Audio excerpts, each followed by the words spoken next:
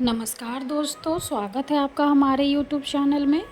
आज के इस वीडियो में हम इंदिरा एकादशी व्रत की कथा के बारे में जानेंगे। तो आइए शुरू करते हैं। धर्मराज युधिष्ठिर कहने लगे कि हे भगवान, मैंने भाद्रपद शुक्ल एकादशी अर्थात पार्श्व एकादशी का सविस्तार वर्णन सुना।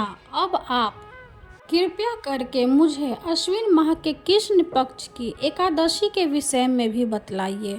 इस एकादशी का क्या नाम है तथा इसके व्रत का क्या विधान है? इसका व्रत करने से किस फल की प्राप्ति होती है? भगवान श्री कृष्ण कहने लगे कि आश्विन कृष्ण एकादशी का नाम इंदिरा एकादशी है। यह एकादशी पापों को नष्ट करने वाली तथा पितरों को अधोगति से मुक्ति देने वाली होती है। इस एकादशी से संबंधित जो कथा प्रचलित है उसे मैं तुम्हें सुनाता हूँ, श्रद्धा पूर्वक सुनो।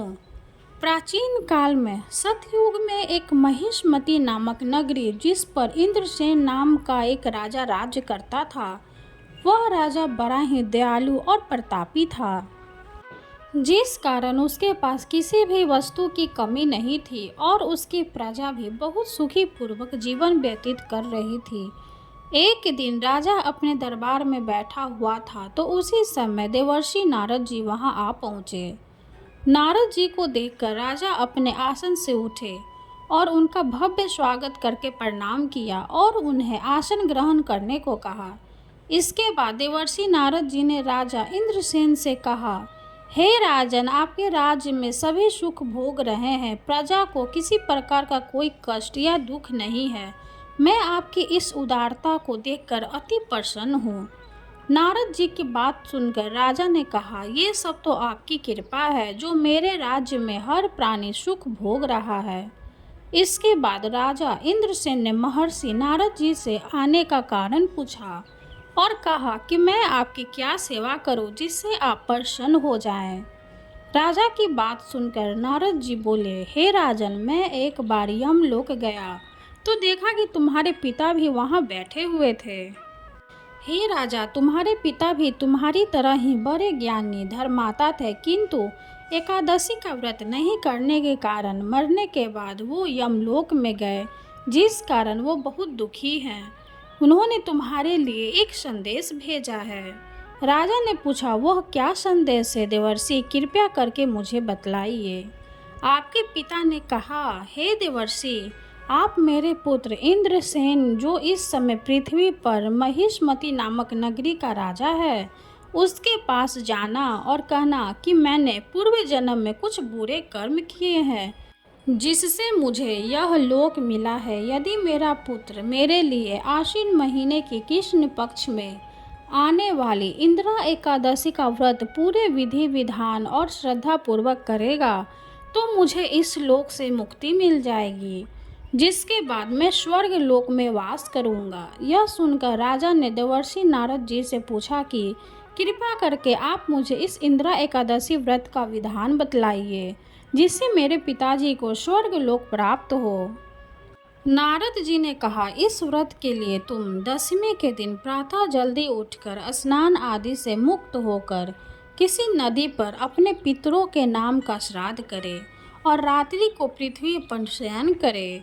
जिसके बाद एकादशी वाले दिन प्रातः काल जल्दी उठकर सूर्य भगवान को पानी चढ़ाने के एक लोटे में जल, धूप, दीप, पुष्प आदि डालकर भगवान विष्णु जी को चढ़ाए और इस व्रत का संकल्प लें। मैं आज पूरे दिन व्रत का निराहार करूंगा और सभी भोगों का त्याग करूंगा। इंदिरा एकादशी व्रत की सभी विधि बताकर नारद जी वहां से चले गए और कुछ दिनों के बाद इंदिरा एकादशी आई। राजा ने इस एकादशी का व्रत किया और पूरे विधि विधानों से श्रद्धा भाव से पूजा अर्चना की और अपने पिता के नाम का श्राद्ध किया तथा दूसरे दिन ब्राह्मणों का भोजन करवाकर दान दक्षिणा देकर उन्हें विदा किया। उसके बाद स्वयं ने भोजन किया। राजा इंद्रसेन के इंदिरा एकादशी व्रत के प्रभाव से उसने पिता को यमलोक से मुक्ति मिल गई और वो सदा के लिए स्वर्ग लोक को चले गए। हे युधिष्ठिर, यह इंदिरा एकादशी के व्रत का महत्व मैंने तुमसे कहा। इसके पढ़ने और सुनने से मनुष्य सब पापों से छूट जाते हैं और सब प्रकार के भोगों को भोग कर वैकुंठ को प्राप्त होते हैं। कथा समाप्त हुई। आइए जानते हैं इंदिरा एकादशी के महत्व के बारे में। अश्विन मास के कृष्ण पक्ष की एकादशी को इंदिरा एकादशी कहा जाता है। इस एकादशी की खास बात यह है कि यह पितृपक्ष में आती है, जिस कारण इसका महत्व बहुत अधिक हो जाता है। मान्यता है कि यदि कोई पूर्वज जाने अनजाने हुए अपने पाप कर्मों के कारण यमराज के पास अपने कर्मों का दंड भोग रहे हैं, तो इस एकादशी पर विधि पूर्वक व्रत कर इसके पुण्य को उनके नाम पर दान कर दिया जाए तो उन्हें मोक्ष मिल जाता है और मृत्यु पर्यंत व्रती भी वैकुंठ में निवास करता है। एकादशी व्रत का व्रत जब किसी कामना के लिए किया जाता है तो उसे काम्य एकादशी व्रत कहते हैं। ऐसा व्रत धन, संपत्ति, संतान, आयु, स्वास्थ्य आदि की कामना से किया जाता है। यदि निष्काम भावना से यह व्रत किया जाता है तो इसे नित्य एकादशी व्रत कहा जाता है।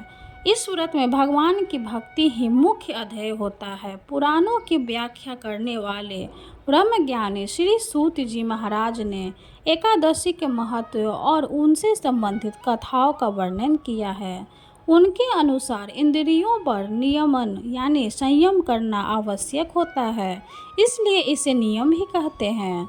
एकादशी के व्रत नियम पूर्वक करने से बुद्धि निर्मल होने लगती है, विचारों में सत्व गुणों का आगमन होने लगता है, विवेक शक्ति आती है तथा सत्य असत्य का निर्णय स्वतः ही होने लगता है। यह थी कुछ जानकारी इंदिरा एकादशी से जुड़ी हुई। वीडियो अगर अच्छी लगे तो लाइक कर दें, चैनल को सब्सक्राइब कर दें। धन्यवाद।